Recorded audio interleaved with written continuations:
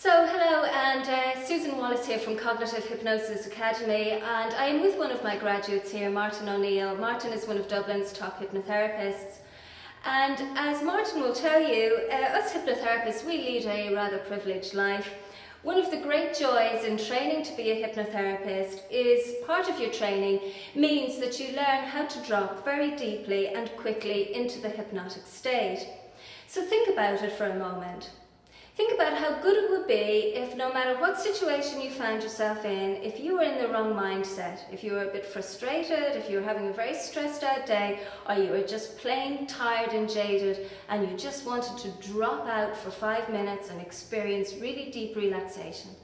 Well, that's one of the perks of our job and we love it, don't we? Mm-hmm. Yeah. So today what I would like to talk to you about is the fact that regardless of what you will see on YouTube, it's important for you to realise that every single client that comes to you will present with a very unique resource set.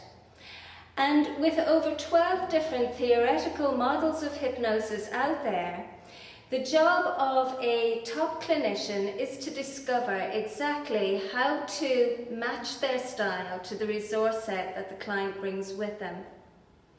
And it's really rather simple. There are many different ways to do it, but the question is, how can you convince your client that they are in fact experiencing hypnosis? Now you can work on a number of different levels. You can work on the cognitions, you can work on the emotions, or you can work on the physical. And the physical is one of the easiest ways because it actually shows you, it gives you a real physical result. So your client knows for sure that they are experiencing this thing called hypnosis. And so we use hypnotic convincers. Hypnotic convincers really are metaphors that help to describe an experience. And we then take that experience and we turn it into something useful. Anyway, enough talking for me. Let's do some work. So now I can tell you that Martin here could drop very deeply and quickly into a hypnotic state if he so wished. But again, the fun of hypnosis is giving control over to somebody else. And it's not so much that you give control, it's kind of nice to take the back seat for a while and let somebody else do the driving. Otherwise, it's just self-hypnosis. So are you okay if we do some hypnosis? Sure. Great. Yeah. Okay, so let me show you, let's see what resources Martin actually has available this afternoon, and let's see what we can do, okay? Now, with so many different inductions to choose from, where are we going to go? Goodness, let's go for something really simple. What I'd like you to do is simply to close your eyes, just because it's good to close your eyes so you can focus your mind internally. And Martin, using the skills you already have, what I would like you to do is to relax your mind. And in fact, the sound of my voice can help to relax your mind a little deeper still. And as your mind relaxes, you'll begin to notice that this shoulder, this elbow, and this hand here also begins to relax. So that this shoulder, this elbow, and this hand here becomes an indicator of how deeply your mind is relaxing. And when your mind is deeply and completely relaxed, perhaps you will allow me just to see what kind of relaxation you have there, so I can know for myself.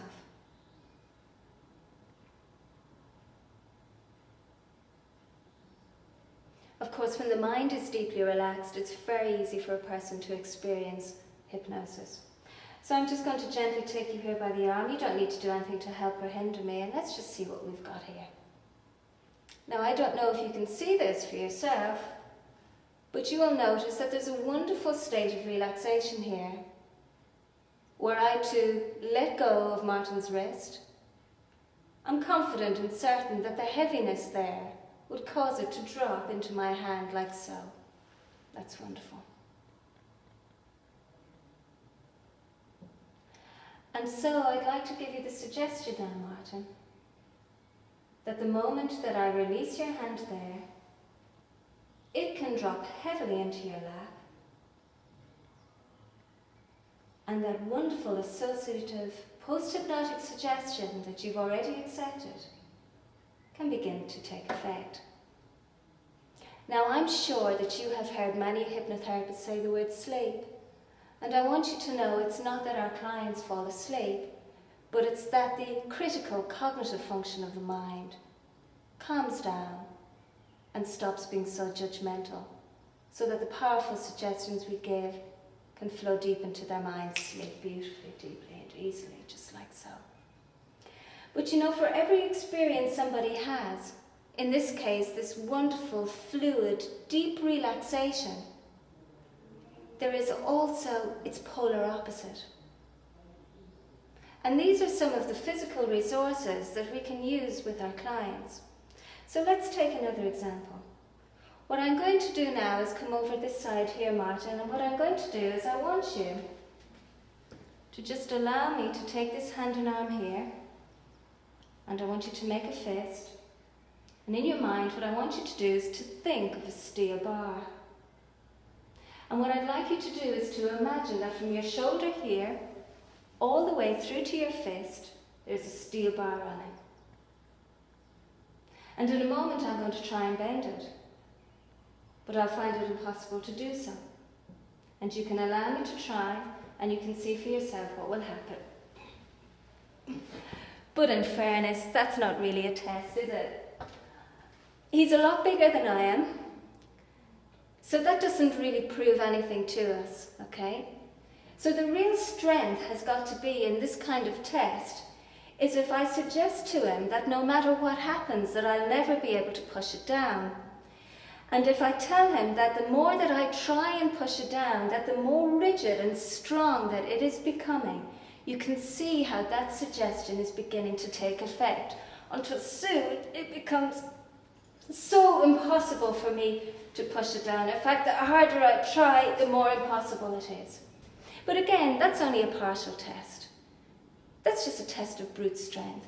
What I'd like you to do now is, in your mind, I want you to truly imagine that that steel bar running all the way there is so stiff and rigid. And what I want you to do is lock your mind on the idea that that bar is locked solid. And what I'd like you to do is try and use your mind to break that bar, to make that bar bend.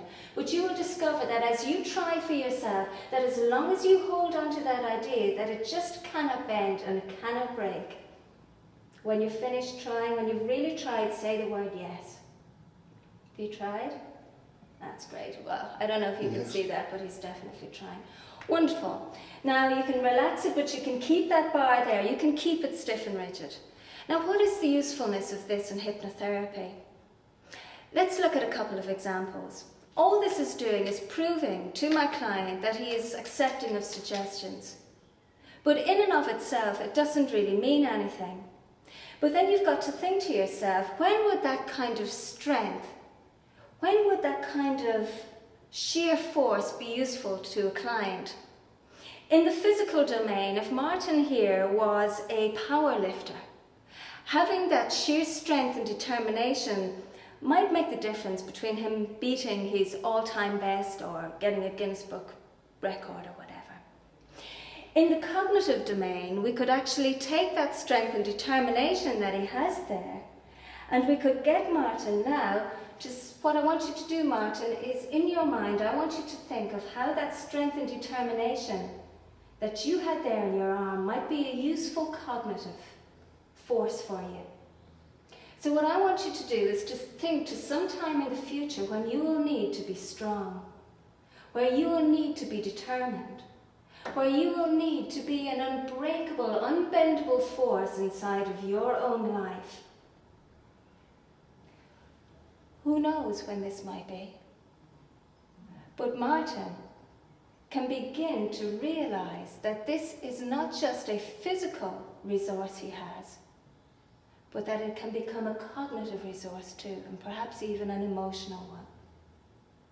So when you can think of a time, Martin, that this resource, this strength, this determination, this sheer force, this ability, this unstoppable ability where somebody just can't put you down might be useful for you in the future, you can let me know by saying the word yes. Yes. Great. So what I'm going to do now is in a moment I'm going to count from 1 to 5.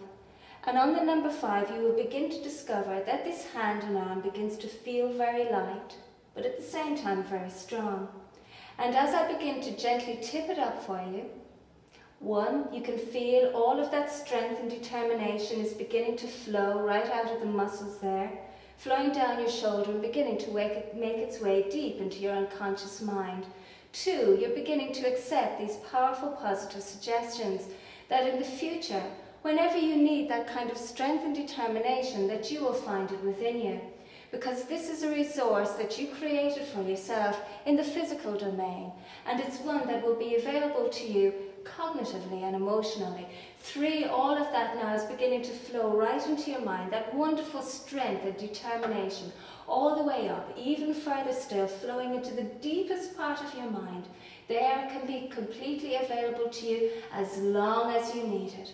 And in a moment I'm going to say the word sleep. When I do, that hand, that arm will become so deeply relaxed that it will just fall. You can allow it to fall where it does, and as it does, you can fall into a very deep and profound state of sleep. Beautiful, all the way down. Beautifully relaxed, deeply and easily, all the way down. Now you see, these are some of the things that we do in clinical hypnosis, and everything has got to have a point. Everything has got to have meaning. And just as each individual has their own unique resource sets, it's the same for organisations, and it's the same for training schools. And so you've got to ask yourself, what is it you're looking for? Do you want a school that is going to be stiff and inflexible, stiff and rigid and hard in its old traditional values? Or are you going to look for a school that's fluid and flexible, that can teach you how to alter your style so that you're continually learning from your clients and adapting what you do to ensure that they can become the better version of themselves? My name is Susan Wallace from Cognitive Hypnosis Academy, and I'd like to thank Martin O'Neill and thank you for watching.